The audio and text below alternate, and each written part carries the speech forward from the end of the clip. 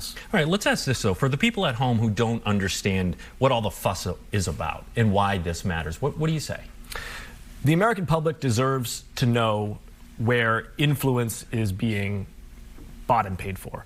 And the appearance here, and as you say, it's being reported, has not been proven, the appearance here is that a wealthy donor is using money to gain influence on extremely critical Supreme Court rulings.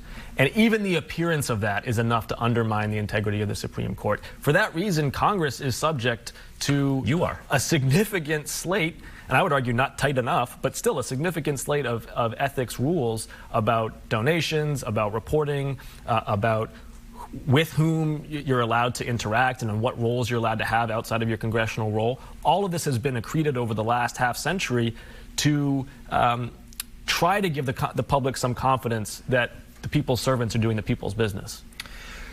You know, Senator Whitehouse has also proposed term limits for members of the Supreme Court. I realize that's the other side of the Capitol we're talking about here, but would you support term limits for members of the Supreme Court? I do think an 18-year term limit has a lot to recommend it.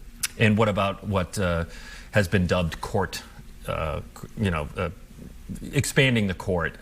Would you support expanding the number of justices, or is 9 the right number for you? Yeah, there's no constitutional requirement for 9. I do worry that once you pull on that thread of expanding the Supreme Court, both parties start pulling on it to their it could further advantage. politicize the... Precisely right.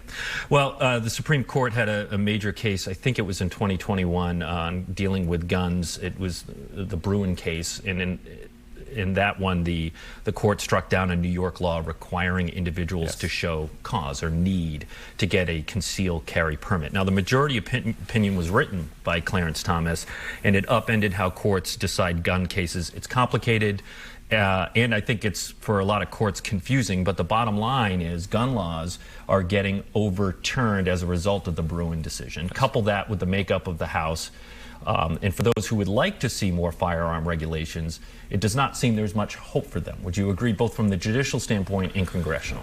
I'm glad you brought up that Supreme Court ruling, because it was egregious jurisprudence, and if it hadn't been for Dobbs around the same time, I think it would have gotten a lot more attention, because it really was both a very bad reading of the Second Amendment, but it also directly upended very good gun safety legislation in states like Massachusetts as well, that are keeping people safe. The Massachusetts model of an assault weapons ban, of background checks, of local police chief discretion on permits, has saved tens of thousands of lives. And if we would apply it to the federal level, it would save hundreds of thousands more. In this term of Congress, it's not going to happen, because the House GOP is in control of the gavel. They are not going to bring gun safety legislation to the floor. And it's just an example of the sad reality that the NRA has bought and paid for the GOP on the issue of guns, and these GOP members of Congress are more afraid of the NRA than they are concerned about the safety of children in schools.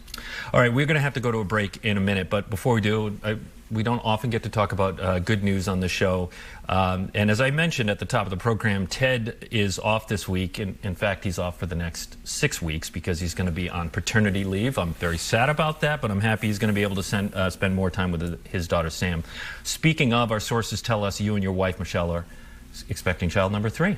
We are. I've got Teddy, who's 3, Grace, who's a year and a half, and we're going to have a new baby girl in May. Wow. So it's going to be 3 kids under 3 and a dog. We're going to have our hands full. You and Michelle will be outnumbered. Yeah, that's right, playing zone defense. Well, I suppose you're in the minority party of Congress, so you're used to that at this point. All right. Look, we got to take a break. Our guest, obviously, this week is Congressman Jake Auchincloss. Stay with us. You're watching Newsmakers.